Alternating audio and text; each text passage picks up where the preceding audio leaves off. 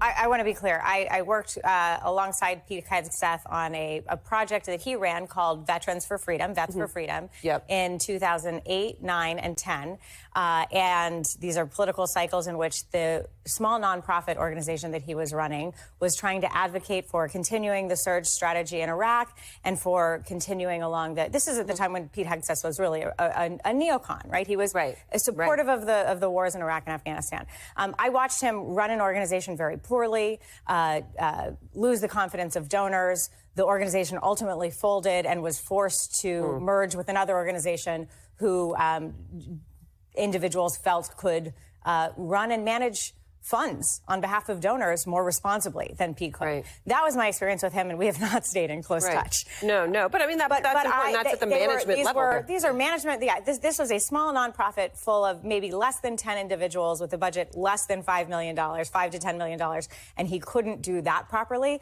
I don't know how he's going to run an organization with an $857 billion budget and 3 million individuals based on what I saw in those years. So, Claire, that's Margaret Hoover in an interview with Erin Burnett over on CNN. And I just want to underscore what she says. I watched him run an organization poorly, lose the confidence of donors. The organization ultimately folded and was forced to merge with another organization whose individuals could run and manage the funds on behalf of donors. I mean, in the instance of being the United States Secretary of Defense, the donors are the taxpayers. Right? And the thing you mismanage is the deployment of active duty troops.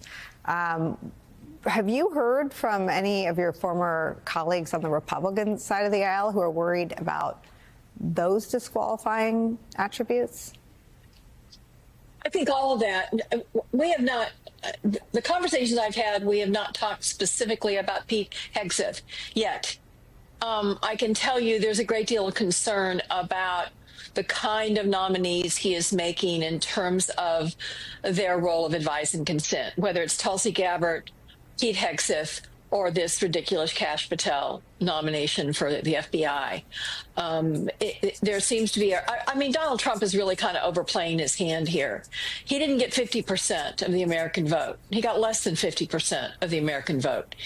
And he is going to the very ends of the earth in terms of extremism to fill these roles. And I think he's doing it based on who he thinks can talk well on television. He thinks that's the only thing you have to do because, frankly, that's what he does. He doesn't really manage much. He talks on television, watches television, talks on television, and does his thing on his social media app. But I do want to circle back to a point that my colleague made a few minutes ago about the fact that this is a volunteer force. If you have scandals at the Department of Defense, if you have a leader that has engaged in public drunkenness and dishonorable behavior, and frankly, remember, even committing adultery is a violation of the Uniform Code of Military Justice. Much less serial adultery, much less dancing on the stage with strippers. These are all violations of the military code that you can, in fact, be prosecuted for under the Uniform Code of Military Justice. How are they going to recruit people to come into this military? How are young men and women going to go, yeah, that's where I want to go. I want to lay my life on the line to follow that guy into battle. It's a real problem. I mean, character and integrity are so important in law enforcement. They're even in some ways more important, if you can imagine, in the military, because all of these organizations depend on people signing up to do these various, very, very dangerous jobs. I mean, Charlie, it has us in this stupid spot of trying to figure out what the hell was Trump thinking. But as Claire's talking, I mean, Trump won. It is his prerogative to pick whomever he wants. But why not put Tom Cotton atop the Pentagon? And why not put, if you want, I mean, Rick Grenell worked at the UN. He had an intelligence post. Why not put him instead of Tulsi Gabbard? And at the FBI, I mean, John Cornyn was, I mean, there are people who are ride or die Trumpers who are not manifestly lacking character and qualifications. What do you make of what Claire's pointing out, this slate?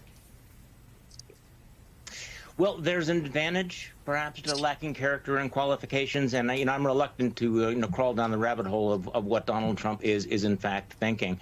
But what he seems to be looking for is not competence, is not stature, is not any kind of gravitas. He is looking for people who talk well on television. But what he most wants is he wants loyalty. Let's talk about some of these euphemisms that are being used for, Pete Hegseth and for Kash Patel. They are loyalists. Well, they're not loyal to the Constitution. They're not loyal to the institutions. They're not loyal to the country. They are loyal to Donald Trump. These are men and women who will never be in the Oval Office and tell Donald Trump, no, you cannot do this, or Mr. President, that would be a violation of the law. So Donald Trump is actually very consciously choosing second, third tier, fourth tier, fifth tier characters because he knows that he can control them, he can squash them, he can bend them to his will.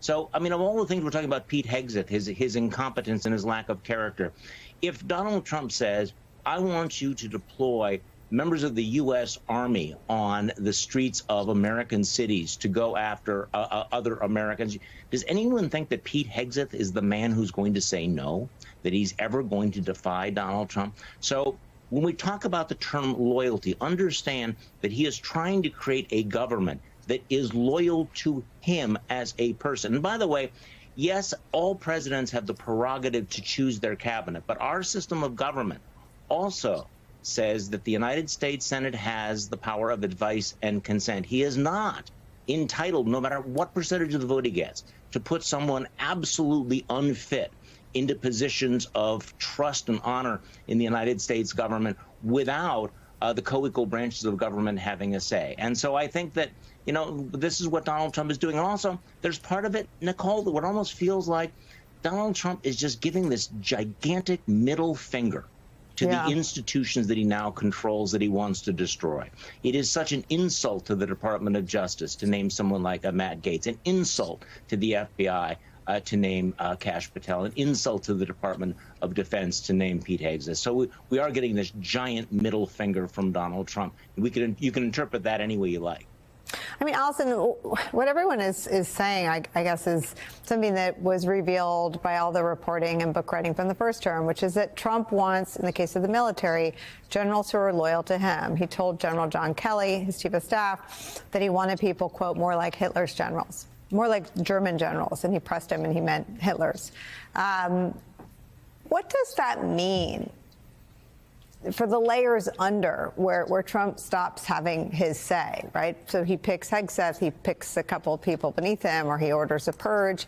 But you come down the line to people that may actually have voted for Donald Trump, may have been his choice in the election, but who have as a line the Constitution and the law and refuse to break the law for him. What kind of friction does that set up inside the military? Well, I'd say a couple of things. First of all, as a reminder, those general officers and admirals are also confirmed by the U.S. Senate.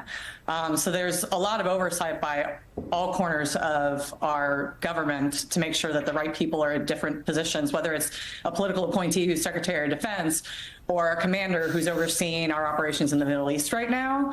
But those individuals don't need any more you call it points of friction, Nicole. They need stability from the top down within the institution that they serve in, because they have to worry about instability in the rest of the world.